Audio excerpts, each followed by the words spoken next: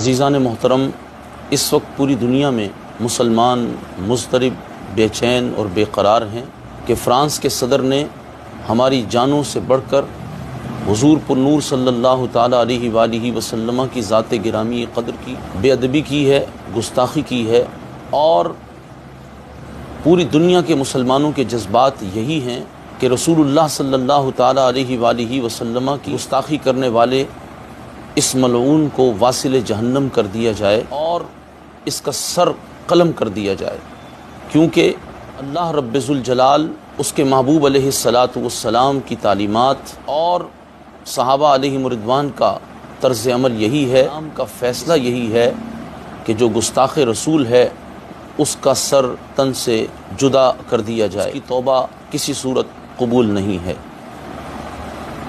ابھی امیر دعوت اسلامی کا ایک کلپ دیکھنے کو ملا، اور غالباً یہ 12 ربیع الاول شریف کی پرنور شب کا ہی کلپ ہے، جس میں ان کے ساتھ بیٹھے ہوئے کے مرید نے یہ پوچھا ہے کہ جو گستاخیاں ہوئی ہیں اب ہم کوئی ایسا کام کریں جس سے کچھ تسکین ہو جائے۔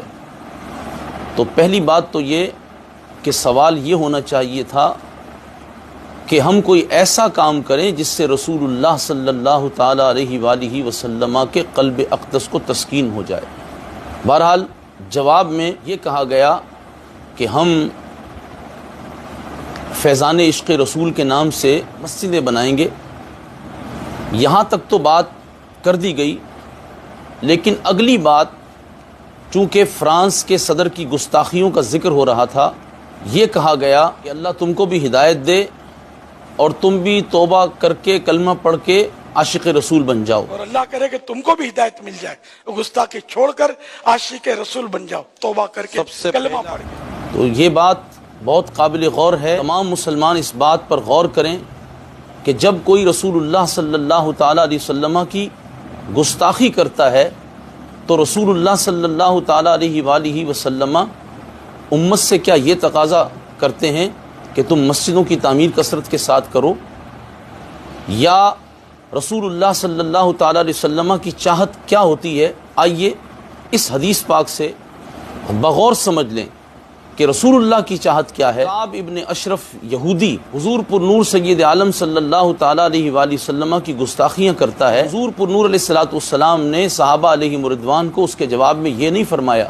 کہ تم مسجدوں کی تعمیر کرو، فیضان عشق رسول کے نام سے مسجدیں بناؤ، بلکہ رسول اللہ کی سنت اس وقت یہ ٹھہری کہ حضور پر نور علیہ السلام نے صحابہ کرام علیہم رضوان سے فرمایا من لکعب ابن اشرف، کون ہے میرے لیے جو کعب ابن اشرف کو جواب دے؟ تو صحابہ کرام علیہم رضوان نے حضور علیہ السلام کی عزت و ناموس پر پہرا دیتے ہوئے لبیک کہا، اور حضرت محمد بن مسلمہ رضی اللہ تعالیٰ عنہ کے ساتھ دیگر صحابہ علیہم رضوان اس کے لیے تیار ہوئے۔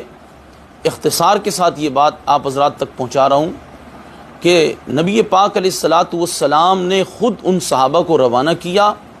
رات کے وقت وہ کعب ابن اشرف یہودی جو سویا ہوا تھا اس کو جا کر آواز دیتے ہیں، اس کے قریب جاتے ہیں، اور حضرت محمد بن مسلمہ رضی اللہ تعالیٰ عنہ اور ان کے ساتھیوں نے اس ملعون کا سر کاٹ لیا، اور وہ سر کاٹ کر جب وہ جنت البقیع کے قریب پہنچے تو رسول اللہ صلی اللہ تعالیٰ علیہ وآلہ وسلم اپنے غلاموں کا مسجد نبوی شریف علیہ صاحبہ الصلاۃ والسلام میں انتظار فرما رہے تھے، اور جب انہوں نے آ کر فتح کا نعرہ بلند کیا تو رسول اللہ صلی اللہ تعالیٰ علیہ وسلم نے خود ان کو جواب دیا، اور پھر جب وہ حضور پر نور صلی اللہ تعالیٰ علیہ وسلم کی خدمت میں آئے تو اس گستاخ ملعون کا سر حضور علیہ السلام کے قدموں میں پٹخ دیا۔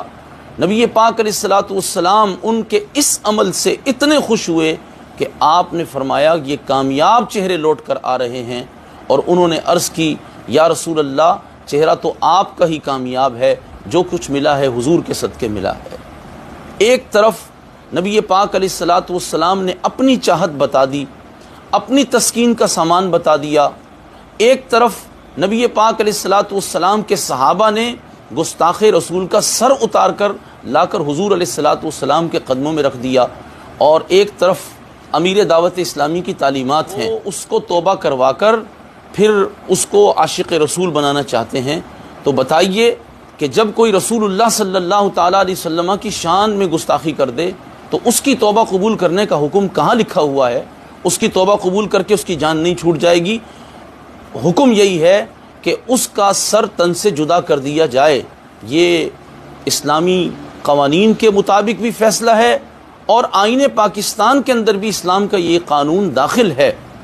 تو یہ ایک نئی بات لے کر آ گئے، اور 12 ربیع الاول کی شب جس میں پوری دنیا کے مسلمان مضطرب ہیں، آپ ایک سادے سے مسلمان سے بھی پوچھ لیں کہ بتاؤ گستاخ نبی کی سزا کیا ہے، تو وہ یہی کہے گا سر تن سے جدا ہے۔ لیکن انہوں نے اس کے لیے ایک نیا دروازہ کھولا ہے کہ فرانس کا صدر جو ہے اب وہ توبہ کر کے عاشق رسول بن جائے، ان کی تنظیم میں شامل ہو جائے، اور اس کو یہاں سے عشق رسول مل جائے گا۔ کیا یہی کہنا چاہتے ہیں آپ؟ آپ سے ہمارا سوال یہ ہے کہ آخر آپ کے ساتھ یہ کیا مسئلہ ہے کہ ناموس رسالت صلی اللہ تعالیٰ علیہ وآلہ وسلم پر جب بھی کوئی حملہ ہوتا ہے آپ ایسی بات کیوں کرتے ہیں کہ جس سے امت کے اندر بزدلی پیدا ہو جائے، لوگ جرأت کا مظاہرہ نہ کر سکیں، لوگ گستاخان رسول کے سر اتارنے سے باز رہیں؟ آخر آپ ایسی بات کیوں کرتے ہیں؟ آپ کس کے پیرول پر بات کرتے ہیں؟ کون آپ کو ڈکٹیشن دیتا ہے؟ یا آپ کو کس چیز سے خوف ہے؟ کیا رسول اللہ صلی اللہ تعالیٰ علیہ وسلم کی یہی چاہت ہے کہ اس ملعون جس نے خاکے بنائے ہیں، جس نے اتنی بڑی جرأت کی جو 1400 سال کے اندر ابھی تک نہیں ہوئی، امت کا دل اتنا دکھا ہوا ہے، اور آپ مسکرا کر کہہ رہے ہیں کہ اس کو بھی جو ہے وہ توبہ قبول کروا دی جائے، اس کو بھی عاشق رسول بنا لیا جائے گا؟ تو یاد رکھیے یہ پوری امت مسلمہ کے دلوں پر آپ نے زخم لگایا ہے۔ سب کا عقیدہ نظریہ یہ ہے کہ فرانس کے اس صدر کا سر اتارا جائے، اور انشاءاللہ عالم ارواح میں جس کا چناؤ رب ذوالجلال نے کر لیا ہے وہ یہ کام کر دے گا کہ وہ گستاخان رسول کا سر اتارتا رہے گا۔ لیکن آپ کے نصیب کہ آپ اس طرح کی باتیں کر رہے ہیں، اور میں تمام علماء اہل سنت و جماعت کی خدمت میں دست بستہ عرض گزار ہوں، اور تمام حضور علیہ الصلوۃ والسلام کے غلاموں سے عرض گزار ہوں کہ خدا را اس بات کا نوٹس لیں اور ان سے پوچھیں کہ آخر ان کو کس چیز کا خوف ہے، یا لالچ ہے، یا کسی نے ان کو ڈکٹیشن دیا ہے کہ تم نے اس طرح کی بات کرنی ہے؟ ہمیں سمجھ نہیں آ رہی۔ اتنے لوگ ان کے ساتھ ہیں، اور ان سب کا ایمان معاذ اللہ برباد کرنے پر یہ تلے ہوئے ہیں کہ رسول اللہ صلی اللہ تعالیٰ علیہ وسلم کی عزت اور ناموس کا جو قانون ہے پوری دنیا اس کو جانتی ہے، اس قانون کو اب یہ بدلنے جا رہے ہیں جو آئین پاکستان میں بھی موجود ہے۔ پاکستانی قوم کے عشاقان مصطفیٰ کا بھی یہ مذاق اڑا رہے ہیں کہ ایک طرف تو حضور علیہ الصلوۃ والسلام کے غلام جو ہیں وہ کل یہ نعرہ بلند کر رہے تھے من سب نبیا فاقتلوہ، جو کسی نبی کی شان میں گستاخی کرے اس کو کاٹ کر رکھ دیا جائے، اس کے ٹکڑے ٹکڑے کر دیے جائیں، اس کے قیمہ بنا دیا جائے۔ اور یہ رات کو بیٹھ کر لوگوں کو درس دے رہے ہیں کہ جناب اس کو توبہ کرا دی جائے۔ تو بتائیے پھر لوگ کس طرح نبی پاک علیہ الصلوۃ والسلام سے وفا کی خاطر حضور کے گستاخوں کے سر اتارنے کے لیے نکلیں گے؟ اس لیے اس وقت جذبات کو میں بہت کوشش کر رہا ہوں کہ قابو میں تو نہیں ہیں، لیکن اور الفاظ بھی بڑے سخت ذہن میں آ رہے ہیں، لیکن پھر بھی تنبیہاً یہ کہہ رہا ہوں کہ یہ الفاظ جو کہے گئے ہیں یہ شریعت اسلامیہ کے مطابق بھی نہیں ہیں، صحابہ کرام علیہ رضوان کے طرز عمل کے مطابق نہیں ہیں۔ نابینا صحابی نے جا کر حضرت عمیر بن عدی رضی اللہ تعالی عنہ نے جا کر اس گستاخ عورت کا کام تمام کر دیا تھا۔ ایک کتے نے منگولوں کے اس کتے نے اس عیسائی پادری کا سر تن سے جدا کر دیا تھا۔ اتنی غیرت تو جانور کے اندر بھی ہوتی ہے کہ وہ بھی رسول اللہ صلی اللہ تعالیٰ علیہ وسلم کے دشمن کی توبہ کا انتظار نہیں کرتا، اس کو توبہ کی دعوت نہیں دیتا، بلکہ اس کا سر تن سے جدا کر دیتا ہے۔ نبی پاک علیہ الصلوۃ والسلام کی عزت و ناموس کا قانون تو پاگل کتے کو بھی سمجھ میں آ جاتا ہے۔ آپ کو آخر کیا مسئلہ ہے کہ آپ پوری امت کے جذبات کی عکاسی کرنے کے بجائے ان کے جذبات کو سرد کر رہے ہیں.